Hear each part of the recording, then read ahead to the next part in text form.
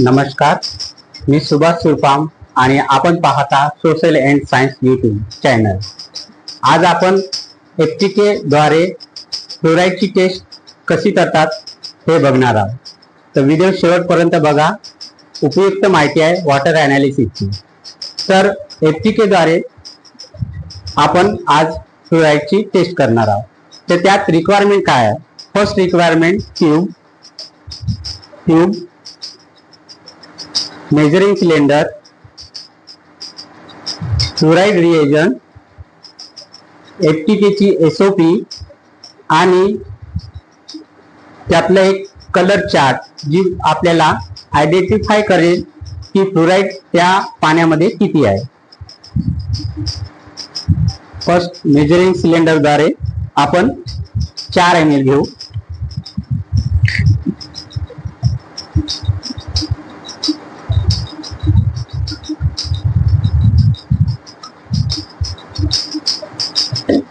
Measuring cylinder आपण 4 ml water sample घेतलं। हे ट्यूब आहे, या ट्यूब मध्ये तो वॉटर सॅम्पल घालायचं।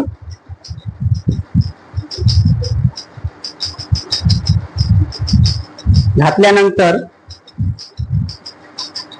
जो फ्लोराईड रिएजंट आहे 15 ml ड्रॉप वाइज तिथं टाकायचं।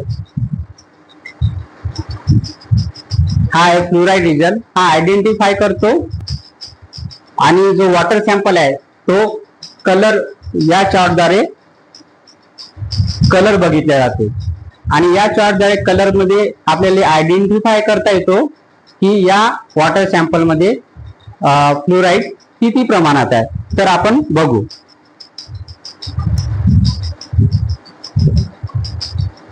फर्स्ट ड्रॉप टाकला,